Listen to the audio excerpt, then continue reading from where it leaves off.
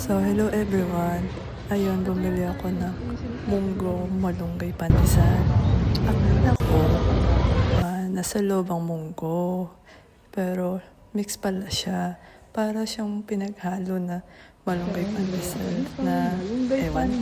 Basta lasa niya malunggay siya. Pero ang sarap niya kahit wala siyang palaman. Ayun, 5 pesos isa. Ayan yan, na-curious lang kasi kami. Kala ko kasi may palaman na munggo.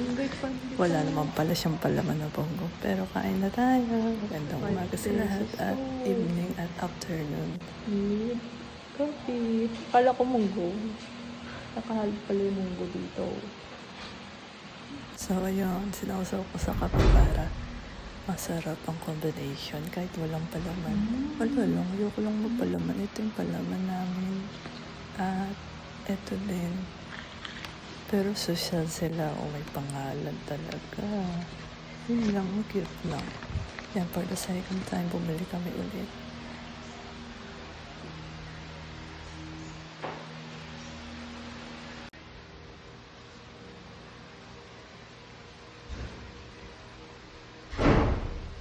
Tapos, bumili din kami ng bread talk. Ayun, yung paboritong tinapay, coffee, bread yata. Tapos sila sang coffee siya.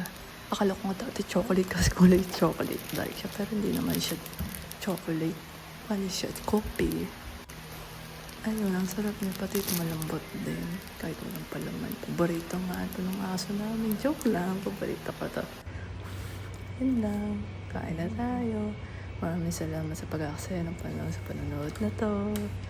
Yun lang. Tapos, nag-coffee ako. Tinry kong isaw-saw na naman siya sa coffee. Total naman coffee naman yung flavor niya. Ayun, ang sarap.